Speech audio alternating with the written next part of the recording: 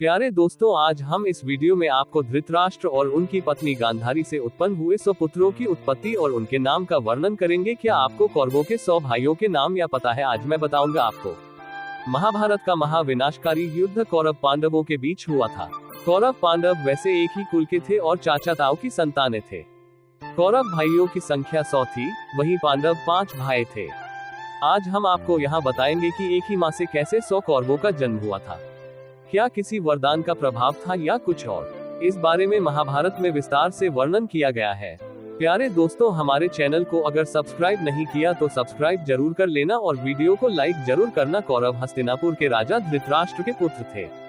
उनकी मां गांधारी थी। दरअसल धृतराष्ट्र और गांधारी के काफी समय तक संतान नहीं हुई थी। तब गांधारी ने ऋषि वेदव्यास जी का सत्कार कर उन्हें प्रसन्न किया। धृतराष्ट्र की पत्नी गांधारी को महर्षि वेदव्यास ने 100 पुत्रों की माता होने का वरदान दिया था। समय आने पर गांधारी को गर्भ ठहरा, लेकिन वह 2 वर्ष तक पेट में रुका रहा। घबराकर गांधारी ने गर्भ गिरा दिया। उसके पेट से लोहे के गोले के समान एक मांसपिंड निकला। तब महर्षि वेदव्यास वहां पहुंचे और उन्होंने कहा कि तुम 100 कुंड बनवाकर उन्हें घी से भर दो और उनकी रक्षा के लिए प्रबंध करो। इसके बाद महर्षि वेदव्यास ने गांधारी को उस मांसपिंड पर ठंडा जल छिड़कने के लिए कहा। जल छिड़कते ही उस मांसपिंड के 101 टुकड़े हो गए। महर्षि की आज्ञानुसार गांधारी ने उन सभी मांसपिंडों को घी से भरे कुंडों में रख दिया। फिर महर्षि ने कहा कि इन कुंडों को 2 साल के बाद खोलना। राजा धृतराष्ट्र ने ऐसा ही किया। तब जाकर उन 101 घरों में शिशुओं का विकास हुआ। सबसे पहले दुर्योधन का जन्म हुआ, उसके बाद दुःशासन जन्मा। धीरे धीरे इसी तरह उन सभी घरों से जो बच्चे निकले उन्हें ही कौरव कहा गया।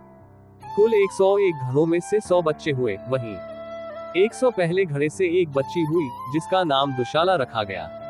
वह 100 कौरवों की अकेली बहन थी। इस प्रकार गांधारी से 100 कौरवों समेत एक कन्या का जन्म हुआ।